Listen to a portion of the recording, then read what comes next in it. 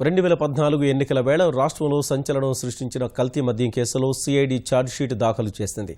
నెల్లూరు 2వ అదనపు మ్యాజిస్ట్రేట్ కోర్టులో అధికారులు అభియోగ పత్రం సమర్పించారు. నెల్లూరు జిల్లా వైకాపా ఎమ్మెల్యేలు కాకాని గోవర్ధన్ రెడ్డి, రామిరెడ్డి ప్రతాప్ కుమార్ రెడ్డితో పాటు మరికొందరికి సంబంధం ఉన్నట్లు ఛార్జ్షీట్లో పేర్కొన్నారు.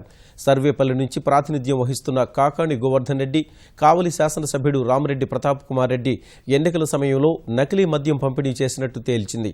ఈ కేసులో మొత్తం 13 మందిని సిబిఐ నిందితులుగా నిర్ధారించింది. వీరిలో అధికులు వైకాపా ఎమ్మెల్యేల అనుచరులే. ఈ వ్యవహారంలో బెంగళూరుకు చెందిన లెక్కర్ మాఫియా గోపాలకృష్ణస్వామితో ఎమ్మెల్యేల అనుచరులకు సంబంధాలున్నట్లు వివరించారు.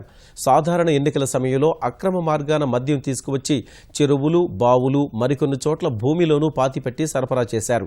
అప్పట్లో మద్యం నిల్వల్ని గుర్తించిన అబ్కారీ శాఖ ప్రొక్లైన్లతో వెలికితీసి నిర్వీర్యం చేసింది. మద్యం నమూనాలను అబ్కారీ శాఖ పరీక్షలకు పంపగా కల్తీ మద్యంగా గుర్తించినట్లు పేర్కొన్నారు. ఈ కేసుకు సంబంధించి 2016 ఏప్రిల్లో ఎమ్మెల్యేలిద్దరూ ముందస్తు బెయిల్ తెచ్చుకున్నారు. గతంలో ఛార్జ్షీట్ దాఖలు చేసినా లోపాలున్నాయంటూ కోర్టు తిరస్కరించింది.